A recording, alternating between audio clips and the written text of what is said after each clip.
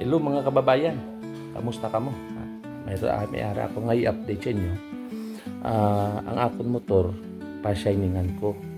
Kag pangbutangan oil ang yang mga footwear kadira. No, kay kagay na, halin ako sa may Lopez East, sa may Yamaha, dito na yon. Ara da banda, nagpa-tune up ko, kag nagpa-change oil. Kay nga, buwas, may intrahan ko nga karera. Dapat kinanglanon condition gid, di ba? Dapat naka-change oil, naka-tune up. Dugay-dugay na tinuoy nga naway ma-tune up kag maka-change oil subong panahon na. Ano ipakita ko sa inyo, pa-shining ako kay na wasingan na siya, na-tune up na siya, na-change oil na siya. Pa-shining nga naman subong wala pa na sa machine niya. Dada tawon. Medyo daan pang tura yun. Ang tawon mo na karon kay kupugwapo na ito, no? So ara ang imo una kon may ara ako ingredients dira nga i-apply para nga pangapashine. Dala na siya oil, the best na subok na subok kay nga kinanglanon na siya karon pamutangan ang mga tuwerka sa oil kay dugay na gid buwas may intra ko sa karera sapnot ano dugay ng sapnot padalayon ta ina lang magdalagan siya dugodalhay lang kay nga kondisyon, no? So pakita ko ang ingredients na kon para dira ka na sa shining sa lawas nga gakintab no?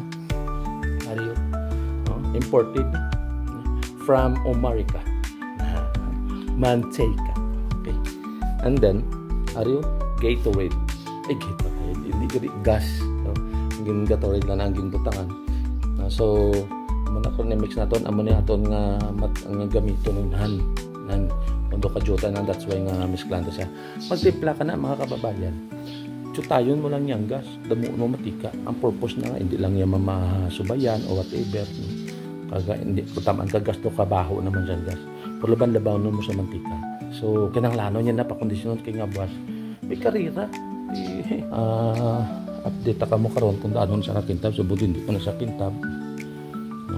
Do ka daw kay ko kasi nga mga raw tawa na okay ko ano nan.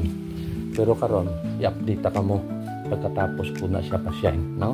So bayaan ko anay ka mo kay patanlason ta na siya kay para buwas dogadalhay lang siya para nga ang mga sapnot da magdalanlog na ayas. So bayaan ta ka mo na i-update ka mo karon. God bless.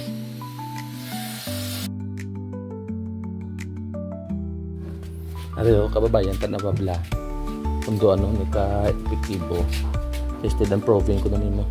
Ariyo isprayan ko lang na siya araw nan, no? Hindi pa siya tintab, di ba?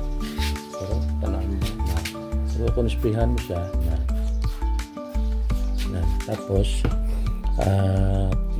dapat may pang-trapo ka tanong nyo kung doon mo ka siya nan see na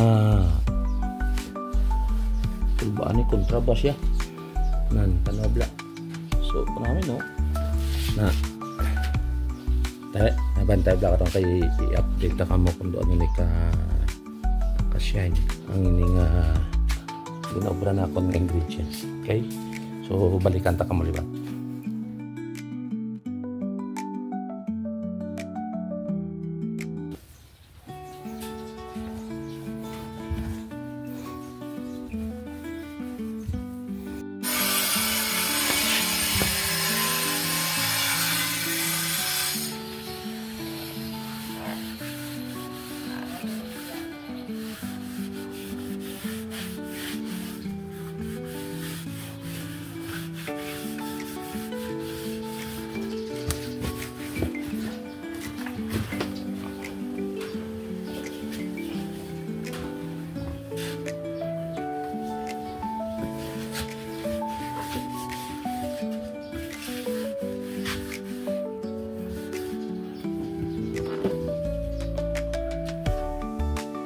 Wow, sa wakas, thank God.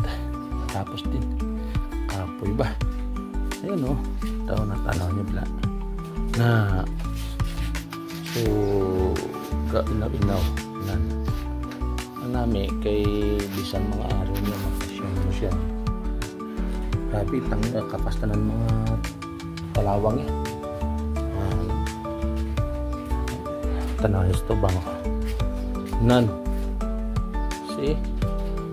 So, okay. Nan. So, epektibo na yung akong improvise wax para sa akong partner na motor. Yan. Okay.